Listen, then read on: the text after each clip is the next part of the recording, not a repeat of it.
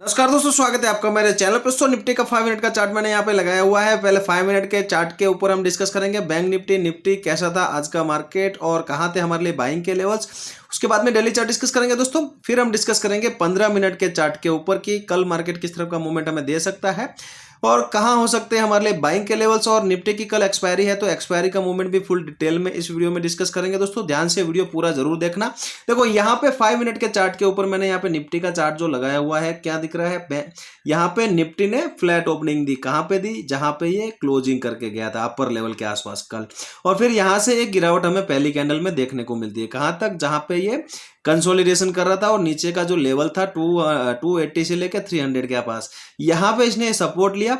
Support लेने के बाद वापस ये ऊपर गया और आज के हाई को और कल के हाई को भी यहाँ पे थोड़ा सा ब्रेकआउट करता है। और फिर वहां से क्या होता है, वहां पे 2-4 कैंडल होल्ड करने के बाद में ये वापस नीचे आता है। नीचे फिर यहाँ पे वापस आया जहां पे सुबह यहाँ पे सपोर्ट लिया था। फिर यहाँ पे क्या करता है, एक छोटा सा यहाँ पे पैटर्न बनता है, बुलिश पैटर्न, और यहाँ से फिर ऊपर जाने लगता है।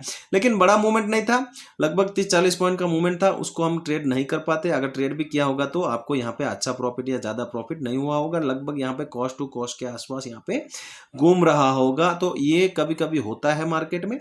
कभी कभी पैटर्न्स बड़े यहाँ पे मूवमेंट देते हैं और कभी कभी छोटे मूवमेंट देते हैं। तो ऐसे मार्केट को ऐसे मतलब यहाँ पे जो कंसोलिडेशन हुई है इसको जल्दी आइडेंटिफाई करना बहुत जरूरी होता है।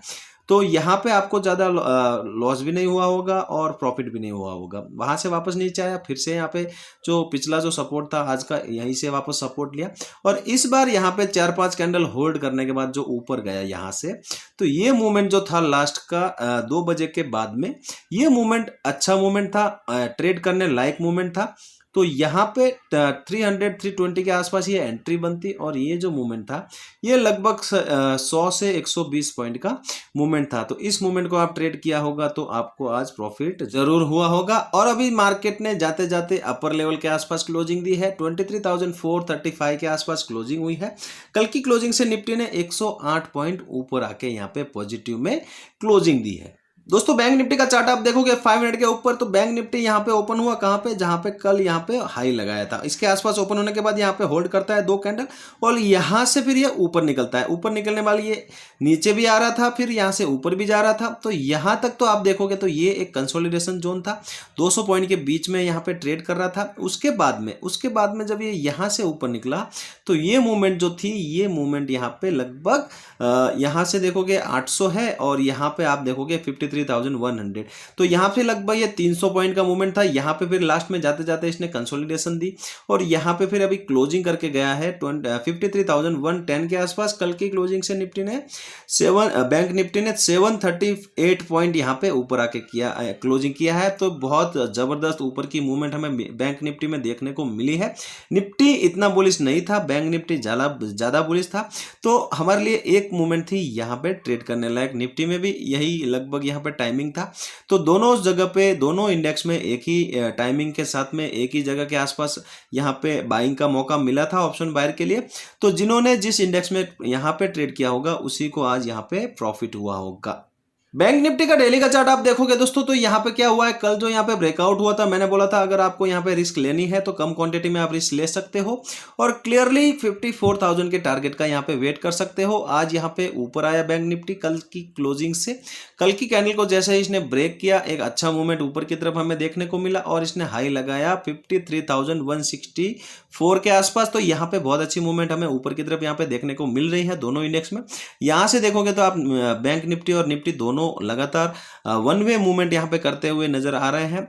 तो मुझे लगता है यहां पे नेक्स्ट रेजिस्टेंस जो होगा बैंक निफ्टी में ये होगा 54,000 का राउंड लेवल। यहीं से मुझे लगता है कि थोड़ा सा यहां पे नीचे की मूवमेंट करता हुआ बैंक निफ्टी देखेगा और फिर बाद में ये ऊपर की मूवमेंट यहां पे कर सकता है नीचे के लिए। अब नीचे के लिए बैंक निफ्टी में 52,000 इंपॉर्टेंट लेवल है। जब तक इसको ब्रेक नहीं करेगा तब तक ये मार्केट बैंक निफ्टी जब भी नीचे आएगा तो यहाँ पे बायर्स एक्टिवेट होंगे और यहां से वापस ऊपर की तरफ पुल बैक करते हुए दिखेंगे। तो जैसे ही थोड़ा सा यहां पे डाउनफॉल मिलेगा वहां पे क्या होगा, जितना बाय ऑन डिप होगा और वहां पे क्या होगा, बायर्स लोग एक्टिवेट होंगे और मार्केट यहां से अच्छा खासा ऊपर जाता हुआ दिखेगा। तो हमें भी वेट करना है जब तक 52,000 यहां पे नीचे ब्रेक नहीं करता है, क्लोजिंग नहीं करता है, तब तक मैं यहां पे बैंक निफ्टी में बुलिश हूं। 15 मिनट का बैंक निफ्टी का चार्ट आप देखोगे, बैंक निफ्टी क्लोजिंग करके गया है 53,100 के आसपास, और यहाँ पे देखो 53,000 के ऊपर क्लोजिंग करके गया है।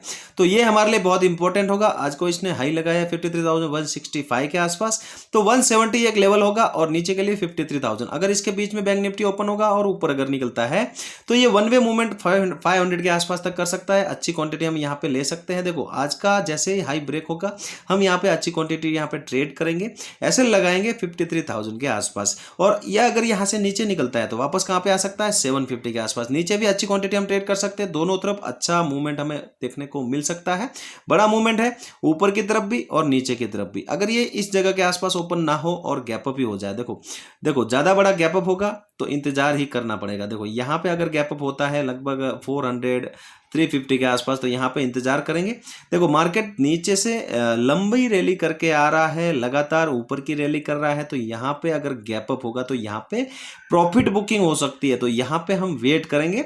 एक मूवमेंट अगर नीचे की तरफ हमें ट्रेड करने का मौका मिलेगा तो यहाँ से हम नीचे की पहली जो मूवमेंट होगी वो पकड़ने की कोशिश कर सकते हैं, लेकिन फिर क्वांटिटी बहुत कम रखेंगे। देखो यहाँ से फिर अगर ट्रेड करना है तो क्वांटिटी बिल्कुल कम करके आपको ट्रेड करना है।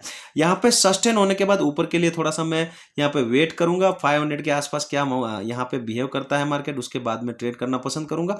लेकिन अगर ये गैप डाउन मिल जाए, अगर ये यहाँ पे गैप डाउन मिले, जो आज यहाँ पे कंसोलिडेशन हुआ है 800 से लेके 600 के बीच में, अगर इसके आसपास यहाँ पे गैप डाउन मिले तो यहाँ पे नीचे के लिए 600 जब तक ब्रेक नहीं होता है, 600 देखो यहाँ पे 600 का ये जो लेवल है ये जब तक ब्रेक नहीं होगा तब तक हमें नीचे की ट्रेड यहाँ पे अवॉइड करके जाना है। अगर ये ऊपर यहाँ से निकलने लगेगा तो यहाँ पे थोड़ा सा रुकना चाहिए। यहाँ पे अगर टाइम बिताएगा, टाइम बिताने के बाद ऊपर निकलेगा तो वापस आज की क्लोजिंग के आसपास तक जा सकता है। इस जगह के आसपास आप ऊपर के लिए बहुत अच्छी क्वांटिटी यहाँ पे ट्रेड कर सकते हो। दोस्तों निफ्टी का डेली चार्ट आज अवॉइड करेंगे क्योंकि ज्यादा कुछ खास मूवमेंट यहाँ पे मुझे नहीं नजर आ रही है। डेली चार्ट में 15 मिनट का चार्ट मैंने यहाँ पे डायरेक्ट यहाँ पे लगाया हुआ है। देखो बैंक यहाँ पे निफ्टी ने जाते जाते जो क्लोजिंग दी है वो 400 के ऊपर यहाँ पे क्लोजिंग दी है। तो यहाँ पे क्या है इंपॉर्टेंट लेवल 400 से लेकर 500। देखो आप ये 100 पॉइंट के बीच में अगर ट्रेड ना करो तो ही बेटर है, क्योंकि 500 एक इंपॉर्टेंट लेवल है, क्योंकि राउंड लेवल है। राउंड लेवल अपने आप में रेजिस्टेंस और सपोर्ट का काम करता है, तो यहाँ पे ये रेजिस्टेंस का काम कर सकता है। ये छोटे से मूवमेंट के लिए आप ट्रेड ना करो तो ही बेटर है। अगर ये यहाँ पे इस जगह के आसपास ओपन हो और यहाँ पे ये 400 नीचे की तरफ ब्रेक करे तो यहाँ पे 100 to 120 पॉइंट के लिए आप जा सकते हो, कम क्वांटिटी में जाना। लेकिन अगर ये यहाँ से निकलता हुआ अगर 500 के आसपास आए और यहाँ पे अगर ये रेंज बनाए, देखो रेंज यहाँ पे बननी चाहिए। अगर 500 के नीचे थोड़ी सी रेंज बनी और रेंज जिस तरफ ब्रेक कर दे, देखो यहाँ पे जिस तरफ ब्रेकआउट होगा, अगर ऊपर की तरफ यहाँ पे निकलेगा तो बहुत अच्छा 100 to 150 पॉइंट का आपको एक जबरदस्त मूवमेंट ऊपर की तरफ वन वे मिलेगा। अगर यहाँ से रिजेक्शन लेता है 500 के आसपास से रेजिस्टेंस लेता है और यहाँ से वापस नीचे निकलता है तो ये यहाँ पे आज की क्लोजिंग को और 400 को तोड़ता हुआ नीचे की तरफ आता हुआ दिखेगा। और ये जो कंसोलिडेशन है, ये जो कंसोलिडेशन हुई थी इसके बीच में यहाँ पे ट्रेड करता हुआ मिल सकता है। तो यहाँ से एक अच्छी मूवमेंट नीचे की तरफ देखने को मिल सकती है। ऊपर के लिए थोड़ी सी कम क्वांटिटी ट्रेड करेंगे, नीचे के लिए थोड़ी सी अच्छी क्वांटिटी हम यहाँ पे ट्रेड कर सकते हैं। लेकिन अगर ये गैप अप ही मिल जाए आपको 500 के आसपास तो यहाँ पे इंतजार करेंगे 500 के लिए। अगर ये यहाँ पे अगर ये नेगेटिव सेटअप बनता है, पहली कोई 1-2 कैंडल 2-3 कैंडल में अगर नेगेटिव सेटअप बनता है तो उसको देख के हम नीचे की ट्रेड ले सकते हैं। 400 के आसपास हम टारगेट प्लान कर सकते हैं, कम क्वांटिटी में जाएंगे। पहला जो मूवमेंट होगा मुझे लगता है यहाँ से एक नीचे की मूवमेंट हो सकती है। अगर गैप अप होता है 500 अगर सस्टेन करता है तो ऊपर के लिए 120 पॉइंट के आसपास हम टारगेट प्लान करके कम क्वांटिटी में ऊपर की तरफ भी जा सकते हैं।